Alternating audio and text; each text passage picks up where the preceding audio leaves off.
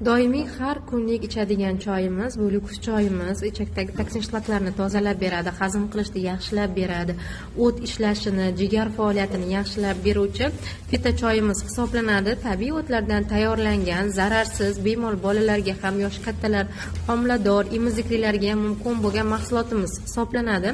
Buni yangi qadoqdagisi keldi va eng birinchilardan bo'lib o'zimni oilam uchun oldim. Bilasizlar, inson o'zini oilasiga eng yaxshisini ilinadi va atrofdagilarga bemalol tavsiya qiladi. Ichib natijasini ko'rib sizlarga albatta o'z sifini bildiraman.